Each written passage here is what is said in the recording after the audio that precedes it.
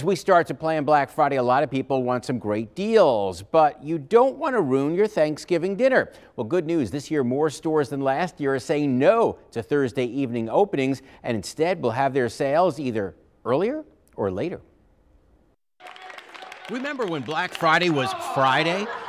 Around 2010, it became Midnight Thursday, and now it starts Thanksgiving afternoon at Walmart, Best Buy, and Target. I am not a fan of it. I would much rather spend the time with the kids and with family. Rachel Bowman, a mom of 2 young children, says she won't be taking part. I'm all for a Black Friday, doing the deals on Friday, but I don't like them on Thursday. Nor will Ray Davis. You think Thanksgiving should be for family? I do. Family and friends. It's a dilemma for Black Friday shoppers every year. You want a new sound bar, earbuds, maybe a big new TV, but you don't want to have to rush out to the store in the middle of your Thanksgiving dinner.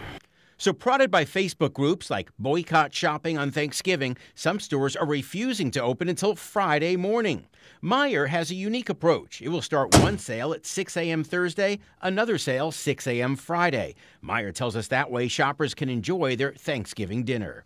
Among more than 50 stores closed on Thanksgiving Day 2018 are Bed Bath & Beyond, Burlington, Costco, Dillard's, H&M, HomeGoods, Home Depot, Lowe's, IKEA, TJ Maxx and Marshalls, and Nordstrom.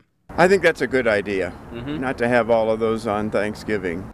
But don't expect to return to the old days. Thursday openings make money, a lot of money. Make sure you keep your receipt. Okay, thank you.